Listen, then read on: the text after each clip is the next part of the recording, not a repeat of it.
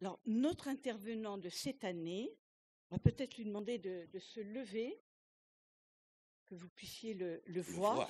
Voilà. Voilà. Le père Mario Saint-Pierre. Saint-Pierre. Voilà. Bienvenue, père. Bienvenue.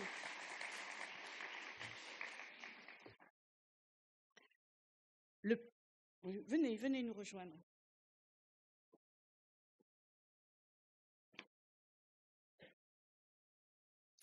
Le père Mario Saint-Pierre nous vient de loin, puisqu'il est prêtre du diocèse de Québec depuis 1987.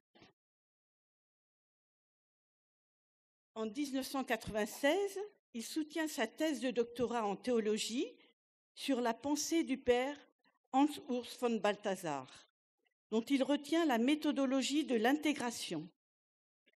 Depuis, il se consacre particulièrement à approfondir les fondements bibliques et ecclésiologiques de la nouvelle évangélisation. Et c'est à ce titre que nous l'avons invité. Le père Mario est engagé dans l'évangélisation et la formation au sein de diverses communautés chrétiennes, à travers des sessions, des cours et de multiples interventions au Québec, en France, en Suisse et en Italie. Et donc, nous sommes heureux de le voir venir nous rencontrer aujourd'hui pour nous parler de la nouvelle évangélisation. Le père Mario Saint-Pierre est auteur de nombreux articles. Vous allez sur Internet, vous trouverez ça, et auteur également de livres, L'intégration au service de la nouvelle évangélisation, un guide pratique, le Kéricube, dont il est l'inventeur. On en reparlera avec plusieurs volumes, celui de l'enseignant, le manuel du participant, et enfin la conversion pastorale pour la nouvelle évangélisation. Voilà. Et nous vous laissons les micros et la parole à vous. Je peux utiliser ce micro ? Oui. Si vous préférez, oui. Ouais. Juste pardon. Oui, il faut ouvrir le micro. Bonjour. Ça va bien? Alors, je découvre que le Périgord ressemble un peu au Québec. Ce matin, en sortant du presbytère, j'avoue que j'ai pas eu froid, j'ai eu frette. En québécois, c'est plus froid encore. Alors, grande joie de me retrouver parmi vous. Et je dois vous avouer que pour cette présentation de ce matin, je prends un grand risque. Un très grand risque. Alors, merci pour votre attention, mais surtout, merci à l'avance pour votre grande miséricorde. Donc, j'implore à l'avance votre miséricorde. Ça fait près de 20 ans que je vis dans la nouvelle évangélisation, puisqu'en 1996, j'ai découvert les cellules paroissiales d'évangélisation et ça a été source pour moi d'un renouveau missionnaire. Aujourd'hui, on appelle ça aussi une conversion pastorale. Et depuis, j'ai mis mon charisme de théologien au service de cette réflexion sur la nouvelle évangélisation. J'ai vécu plein d'expériences, j'ai exploré, observé, relu des expériences pastorales d'évangélisation. Et après 20 ans, j'ai enfin découvert la meilleure méthode d'évangélisation. Enfin. Et je présume que vous êtes intéressés en cette journée missionnaire à découvrir la méthode d'évangélisation. Qui veut découvrir cette méthode d'évangélisation? Ah, vous êtes des braves d'avoir levé vos mains comme ça. Vous êtes très braves. Mon problème, c'est que je ne peux transmettre cette méthode qu'à seulement 2 personnes.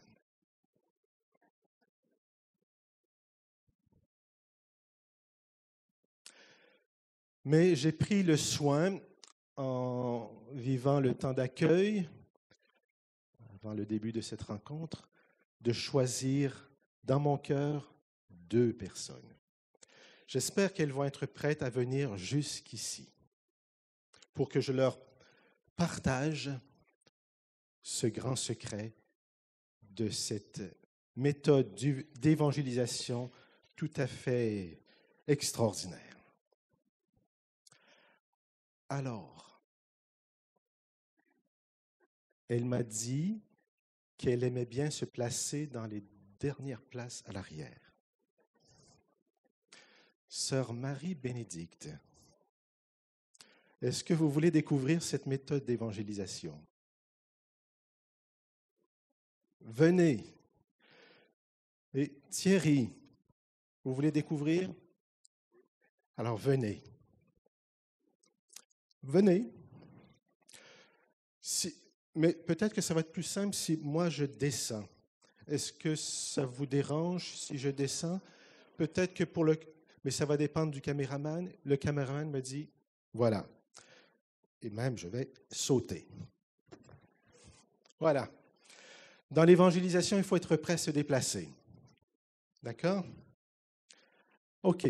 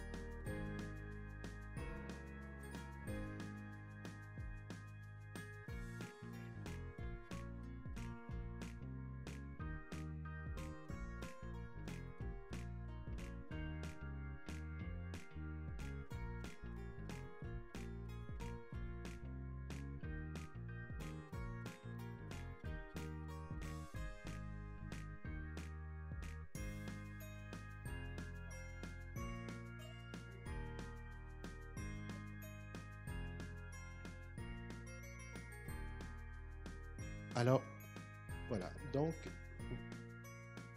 vous observez ce qui est en train de se passer.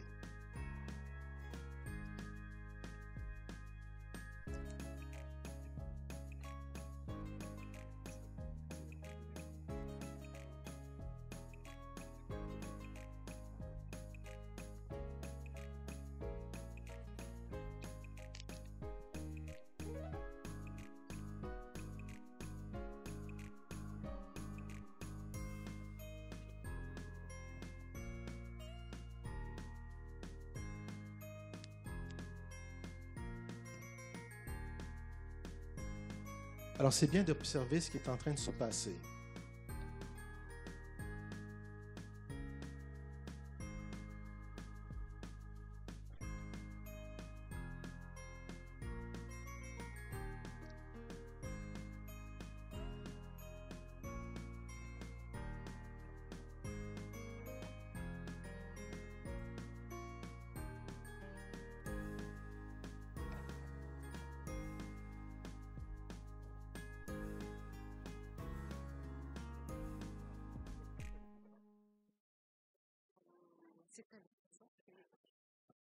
Alors, on va écouter, j'ai posé quelques questions à sœur Marie-Bénédicte. Elle me dit tout de suite, Waouh, pourquoi? bah, ça a l'air tout simple. C'est si simple. On va faire aussi d'autres découvertes. Soyez attentifs à ce qui est en train de se passer.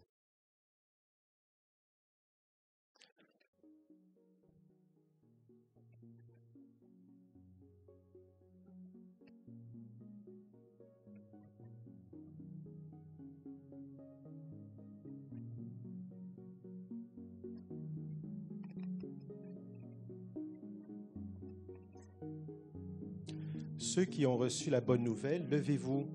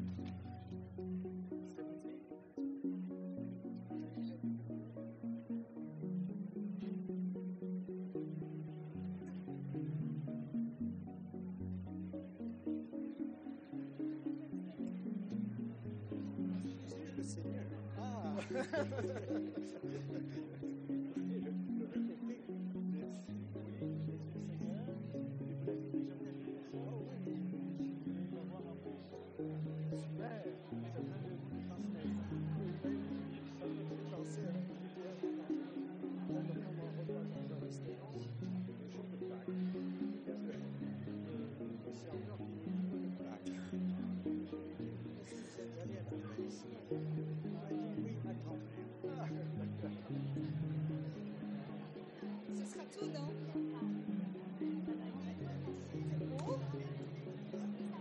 Vous avez une pédagogie.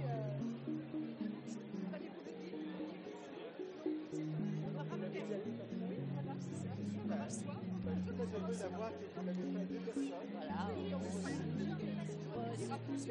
Ceci dit,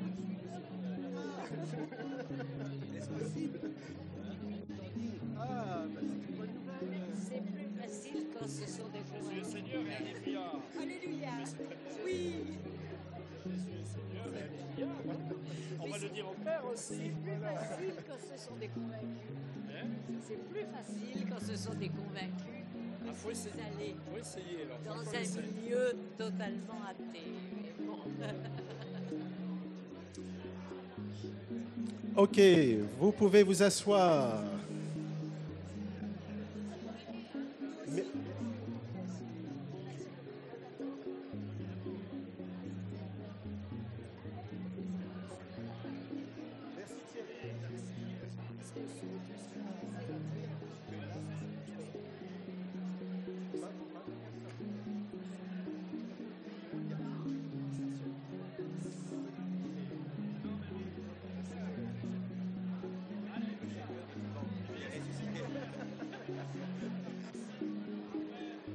Alors, je vous invite à reprendre vos places, s'il vous plaît.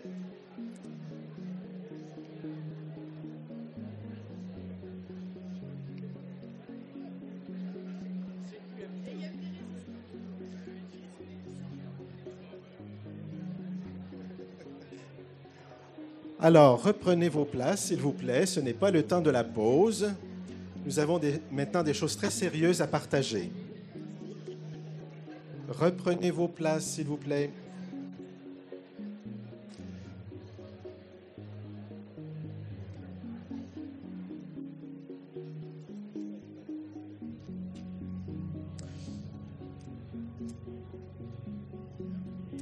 Alors, qu'est-ce qui s'est passé? Il est important pour nous de relire cet exercice, puisqu'il s'agit d'un exercice pratique, très concret, pour nous aider à comprendre comment se transmet la bonne nouvelle.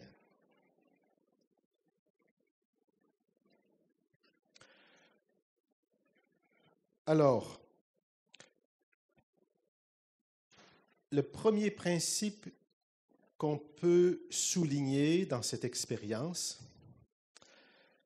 c'est le principe très simple de l'application du mandat missionnaire tel que Jésus nous l'a exprimé dans la finale de l'Évangile selon saint Matthieu. Que dit Jésus? Tout pouvoir m'a été donné au ciel et sur la terre. Allez donc.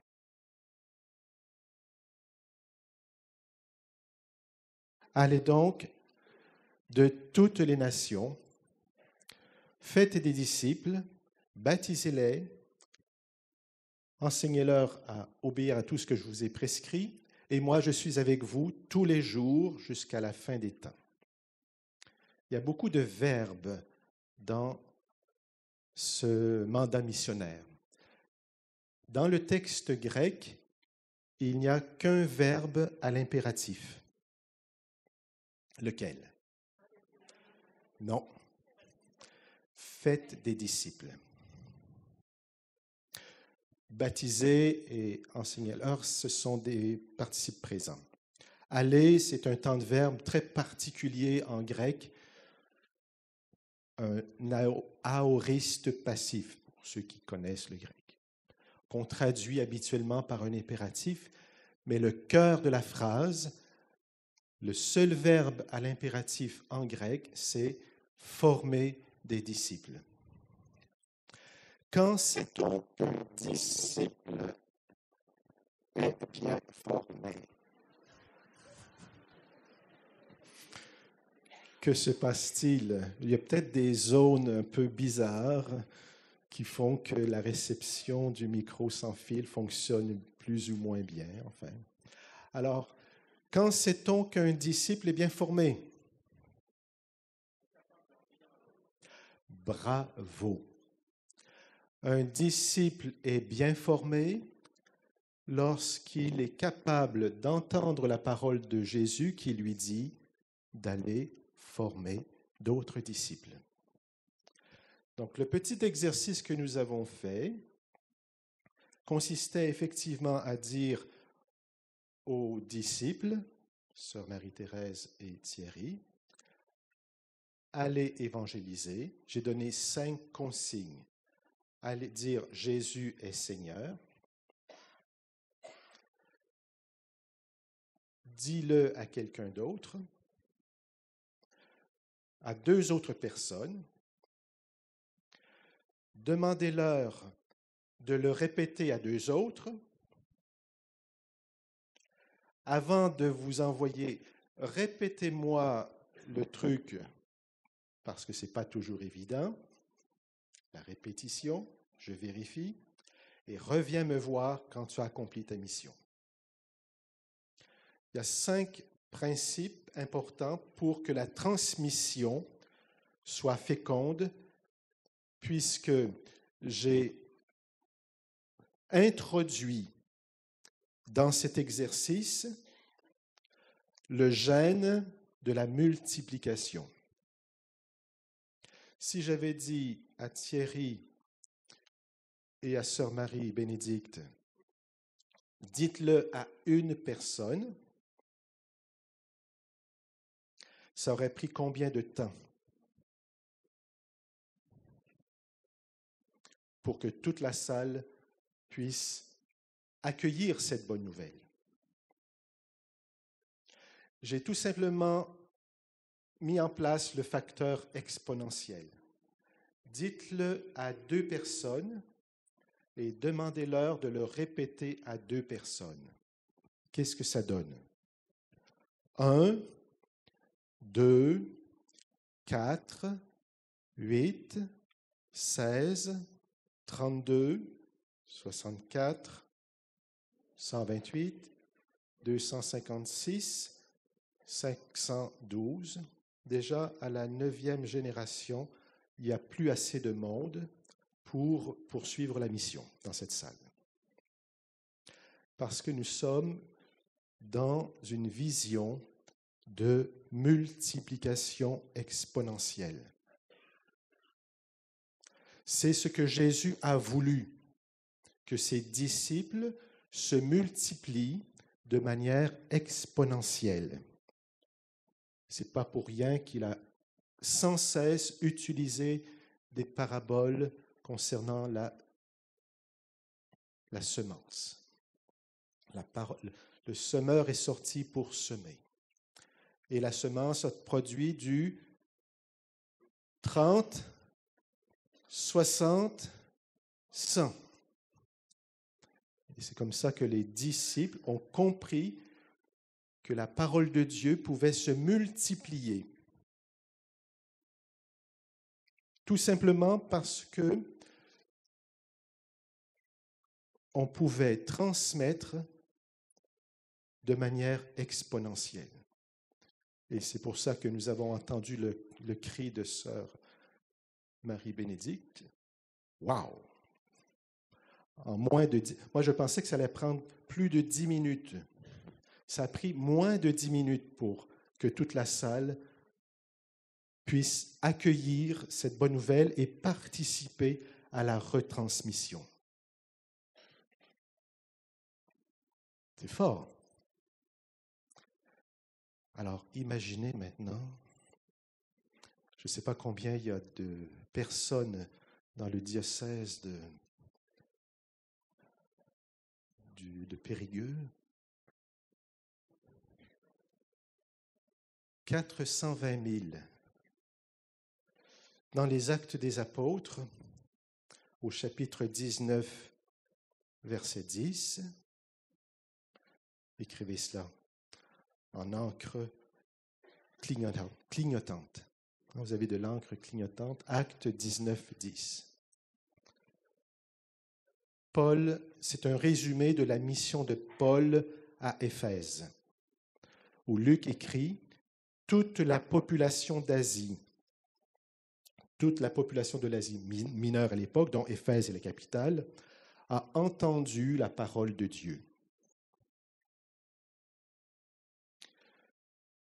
Toute la population d'Asie, dont Éphèse est la capitale, ça veut dire combien de personnes? La ville d'Éphèse, à l'époque, historiquement, on le sait, quand je suis allé il y a quelques années pour un pèlerinage sur les pas de Saint-Paul, le guide turc nous a dit très clairement, parce que dans la ville historique d'Éphèse, il y a un grand théâtre, la manière de calculer la population d'une ville, c'est de voir combien de personnes peuvent occuper un théâtre et multiplier par 10. Le théâtre d'Éphèse peut occuper 25 000 personnes. Donc, à Éphèse, il y avait 250 000 personnes. Paul a demeuré à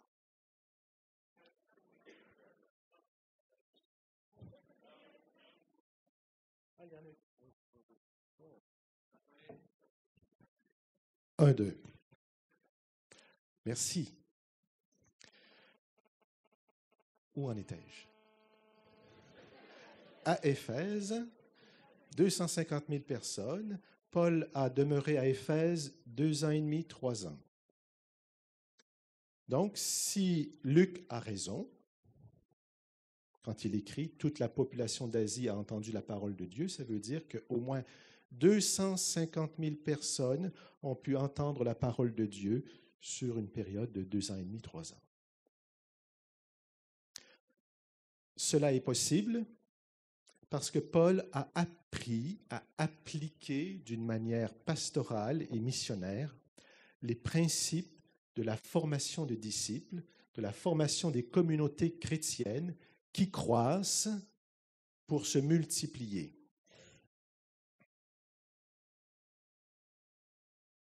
Cela est possible. Et cela a été possible, vous me direz. Mais est-ce que c'est possible encore aujourd'hui? Bien sûr, on en a des preuves très concrètes, puisque nos frères évangéliques qui ont creusé la parole de Dieu et qui ont compris ces principes de formation de disciples qui se multiplient, ont déjà commencé à appliquer cela de manière très concrète et avec une méthodologie qui s'appelle, excusez-moi pour l'anglais, T4T, Training for Trainers. Eh bien, en 10 ans, 1 500 000 personnes ont fait l'expérience de la conversion chrétienne en Asie. Il faut dire qu'en Asie, l'Évangile se déploie d'une manière assez puissante actuellement. Plus de 400 000 conversions par année en Chine, etc. Donc, voilà. Donc, on comprend que ces principes bibliques de formation et de multiplication de disciples peuvent s'appliquer encore aujourd'hui. Mais cela demande une énorme conversion pastorale. On parle de renouveau missionnaire. C'est votre évêque qui en a parlé ce matin dans son mot de présentation. Le pape François n'hésite pas à parler de conversion pastorale. Et cette conversion pastorale ne concerne pas uniquement les prêtres, mais aussi tous les baptisés. Et dans l'exercice que nous avons vécu, nous avons en quelque sorte nous sommes déjà en quelque sorte entrés, voilà. C'est une question d'espace, je crois, ça bouge, il y a des zones qui bougent, donc il faut que je trouve l'endroit. Voilà, donc conversion pastorale, et en quelque sorte l'exercice que nous avons vécu nous permet subtilement de commencer à vivre cette conversion parce qu'il n'est pas nécessaire de changer les structures organisationnelles pour introduire dans une réalité des structures relationnelles qui permettent de faciliter l'annonce de la bonne nouvelle. Ce que j'ai fait dans cet exercice, c'est que j'ai mis en place une structure relationnelle. Très important de comprendre ce principe. Bien sûr, on a toujours besoin de structures organisationnelles parce qu'il faut être réaliste.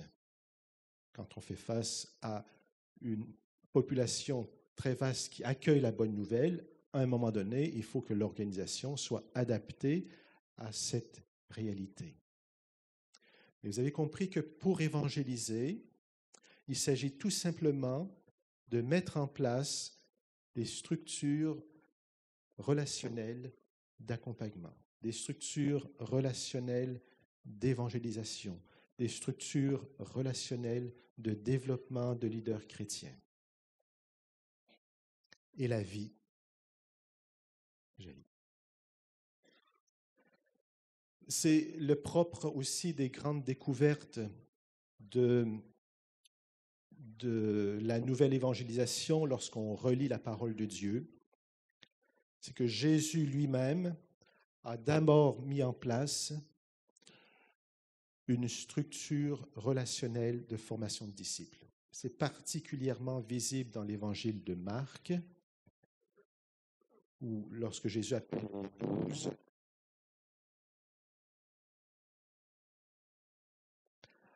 voilà, sur la montagne. Et donc, quand il les appelle, il appelle ses 12, il dit, il les a choisis pour être avec lui. Et de fait, Jésus a vécu 24 heures sur 24, 7 jours sur 7, pendant 2-3 ans avec ses apôtres pour qu'ils puissent acquérir cette capacité de l'annoncer, d'annoncer l'évangile du royaume, de former d'autres disciples et d'aller de l'avant. Structure relationnelle. Et on a évoqué la figure de l'apôtre Pierre. Mais si vous lisez le début de l'évangile de Jean, c'est exactement la même chose.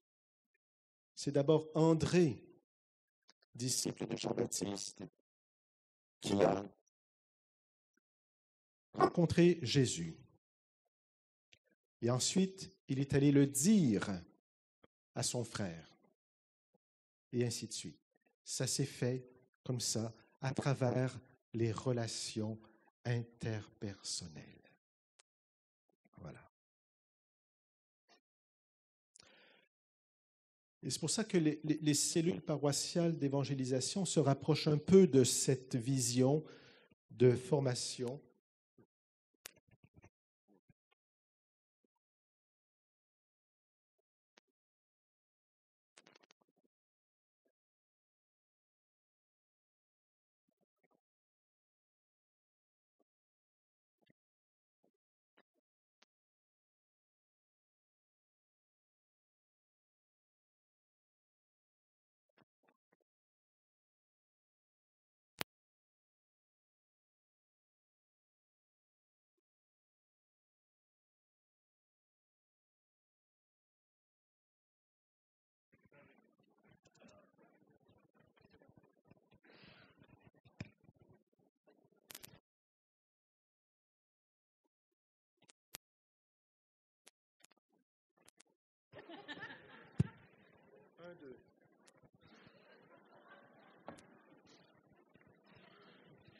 Courage, courage.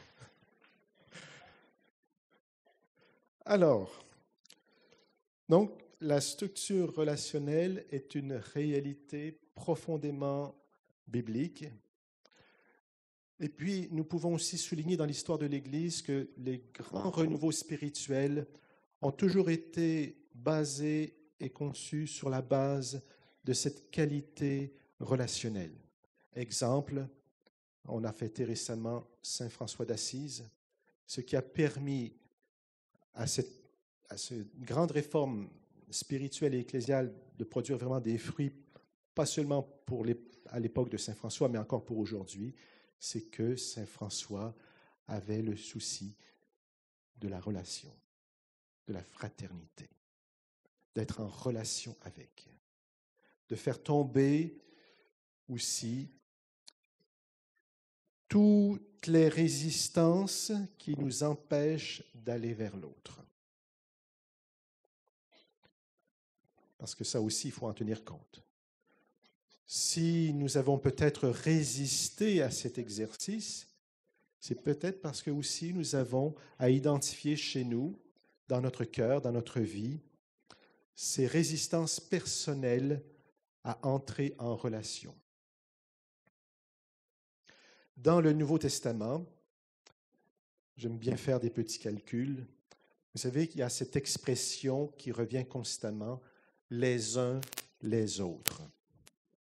Les uns les autres. Et on connaît le plus populaire, aimez-vous les uns les autres.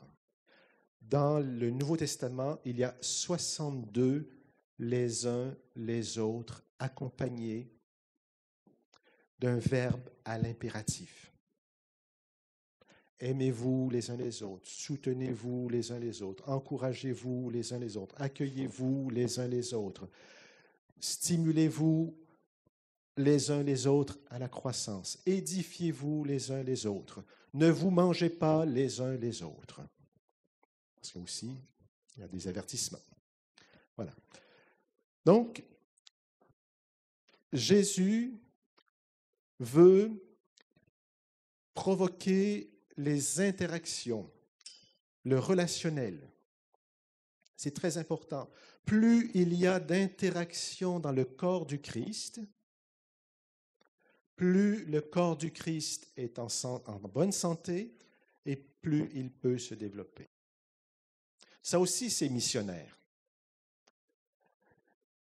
Ce qui est missionnaire, c'est d'avoir le souci que dans nos communautés chrétiennes, il y a constamment des qualités relationnelles, de fraternité, de partage, de service, d'amour mutuel. Plus il y a d'interaction, plus le corps du Christ est en bonne santé et plus il attire aussi. Bien sûr, on va vers les autres, mais le pape François parle aussi de l'évangélisation par attraction. Donc, c'est important, tout ça. Revenons maintenant encore une fois sur notre exercice, les conditions de la réception, de la transmission plutôt, de la transmission. Donc, dans une main, vous avez les conditions de la transmission. 1, j'ai un message à transmettre, j'ai une bonne nouvelle. Donc, c'est pour ça que c'est le doigt le plus important. Hein? Le kérygme, annoncer le cœur de l'Évangile. Il faut réapprendre, nous chrétiens, à annoncer ce qu'il y a de plus central dans notre foi. La mort-résurrection du Christ, l'amour de Dieu, l'Esprit Saint qui transforme nos vies. Ça, c'est capital. Évidemment, dans l'exercice, je suis allé très simplement à travers la formule « Jésus est Seigneur » pour simplifier les choses. Mais on sait que ce message peut se transmettre de bien des manières en fonction des contextes, des personnes qui seront touchées, etc. Mais j'ai une bonne nouvelle à annoncer. Je le dis à 2 personnes, donc ça veut dire qu'il y a de fait une invitation à entrer dans un processus de communication et à encourager cette communication. C'est facile à comprendre, je n'insiste pas. Le 3e principe, j'ai introduit le facteur multiplicateur. Dis-le à 2 personnes et demande-leur de le dire à 2 autres. Donc, j'introduis la multiplication parce que je sais que moi, je pensais me limiter seulement à ce que Thierry et sœur Marie-Bénédicte le fassent une fois. Mais ils avaient tellement aimé l'expérience que je me suis dit, je ne peux pas les empêcher de poursuivre. Donc, voilà. Parce que quand on annonce la bonne nouvelle et qu'on voit les fruits, eh bien, ça donne le goût de poursuivre. Ils ne se sont pas contentés uniquement d'obéir une fois. On y retourne et voilà, c'est la joie. Donc, parce qu'on voit les fruits.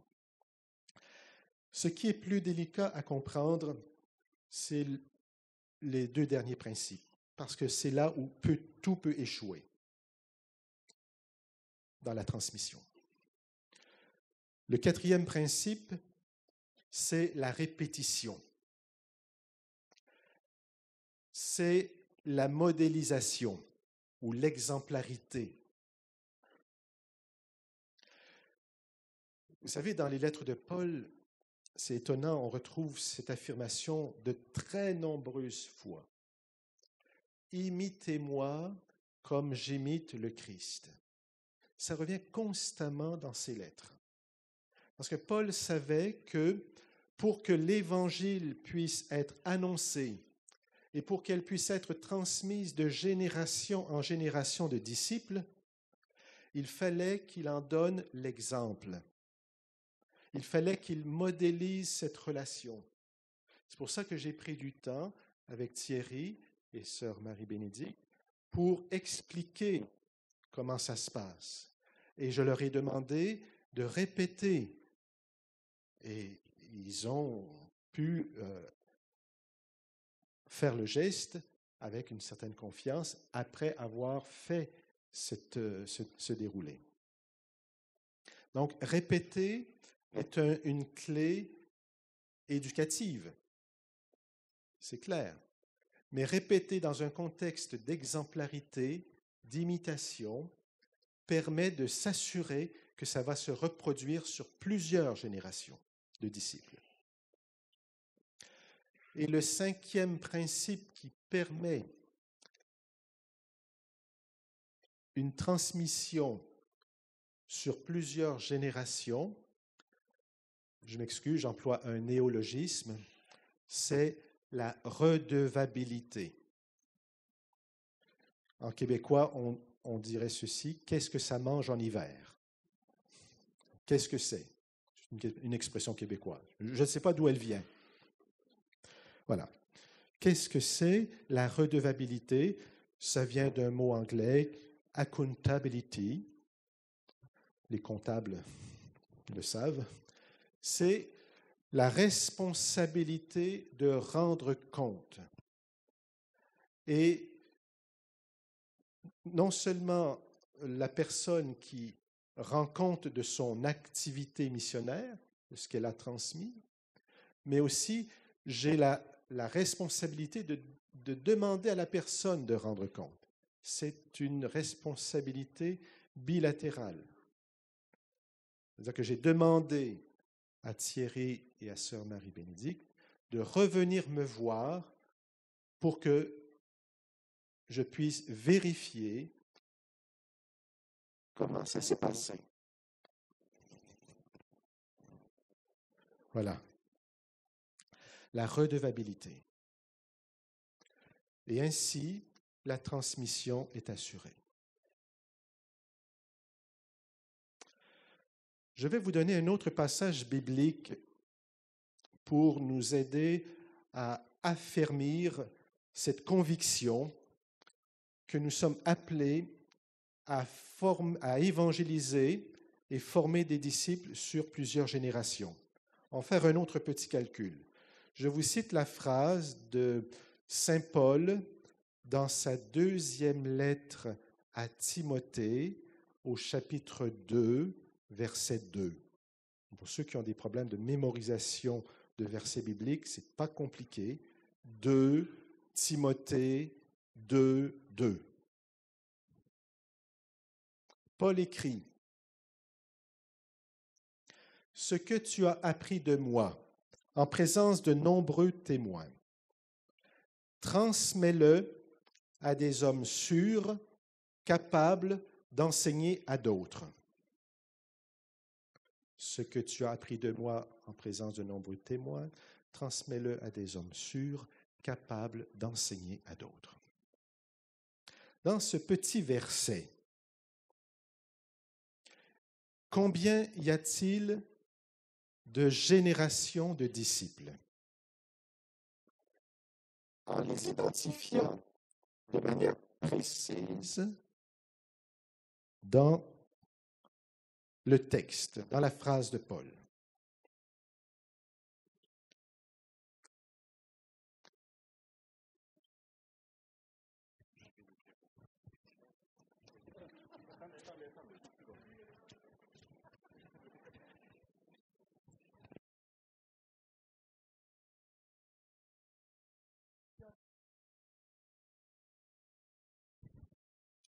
Ce que tu as appris de moi en présence de nombreux témoins, transmets-le à des hommes sûrs, capables d'enseigner à d'autres. Levez la main pour que je puisse. 3, 4, 5. On pourrait aller jusqu'à 5. Tout dépend de la manière dont on comprend un mot dans ce verset. Alors, faisons le calcul.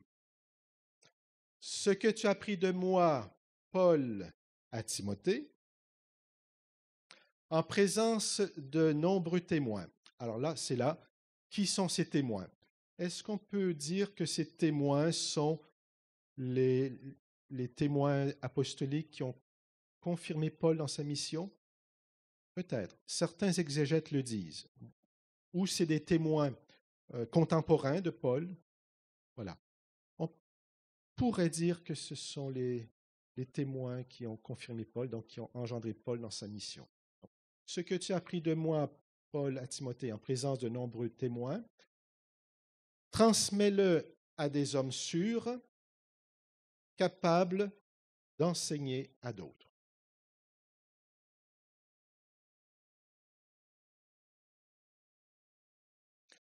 On appelle ce petit verset le secret de Paul. C'est pourquoi Paul a pu implanter des communautés chrétiennes capables non seulement de former des disciples, mais des communautés chrétiennes capables elles-mêmes de se reproduire. Parce que si vous êtes capable de former des disciples qui se reproduisent, c'est très facile de multiplier les communautés chrétiennes. Mais qui parmi vous a formé un disciple? Qui parmi vous rêve de former des disciples qui seront capables d'en former d'autres? Qui parmi vous rêve non seulement de devenir, j'emploie l'image de la paternité ou maternité, père ou mère de disciples?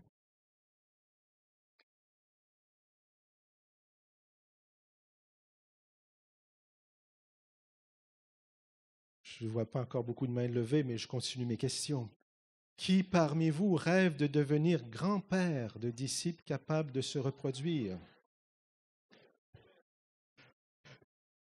Qui parmi vous rêve de devenir arrière-grand-père ou grand-mère? C'est ce que Paul a vécu. Paul a accueilli Timothée, il l'a formé.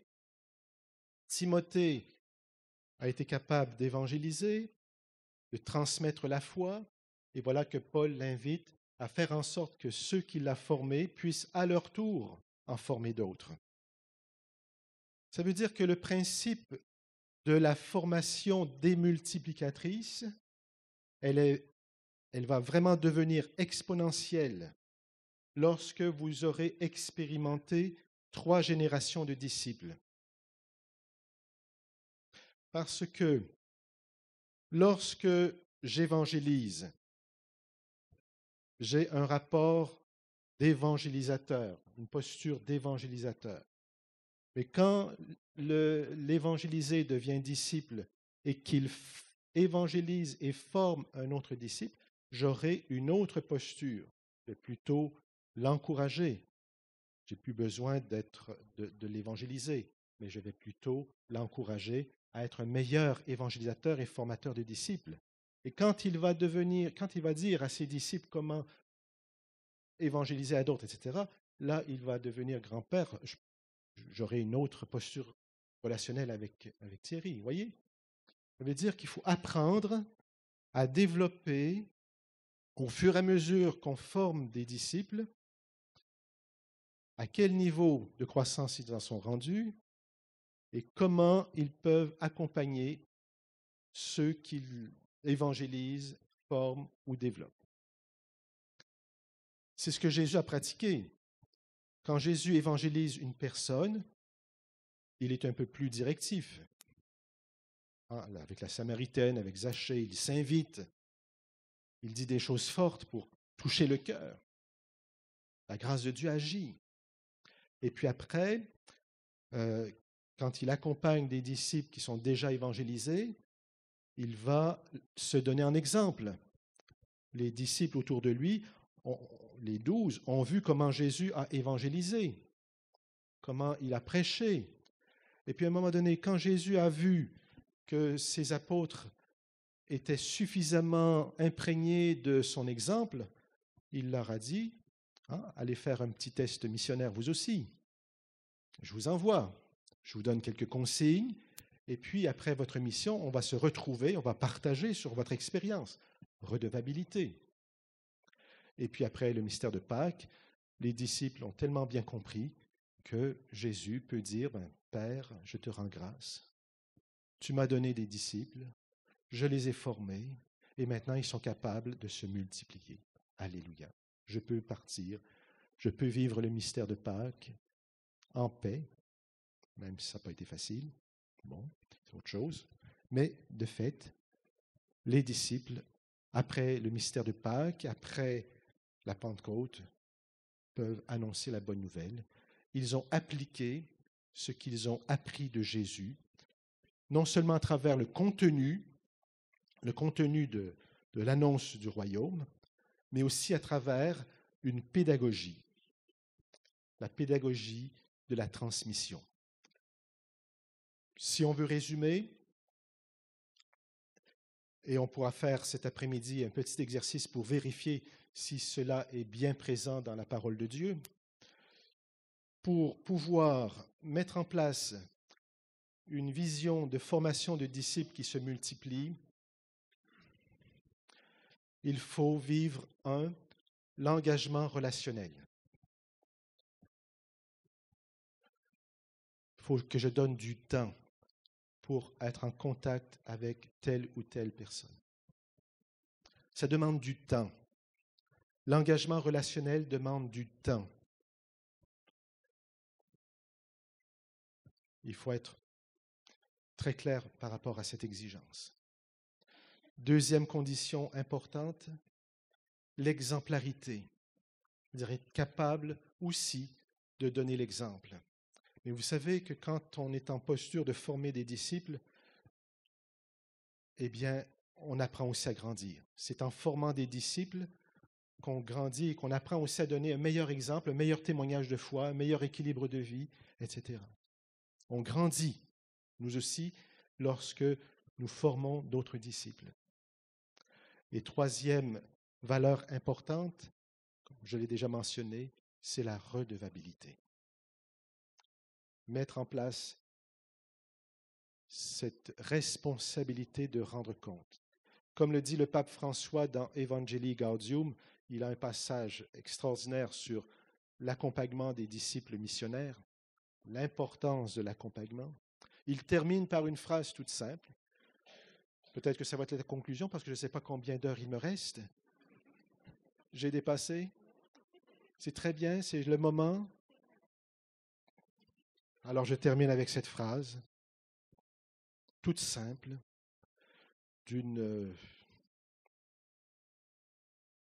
oui, c'est tellement simple. Les disciples missionnaires accompagnent les disciples missionnaires. Je prie de tout cœur pour que chaque baptisé découvre la joie d'accompagner un disciple missionnaire. Je prie de tout cœur pour que chaque baptisé apprenne à être accompagné par un disciple missionnaire. Nous avons tous besoin, pour grandir dans notre vie de disciple, d'être accompagnés et d'accompagner.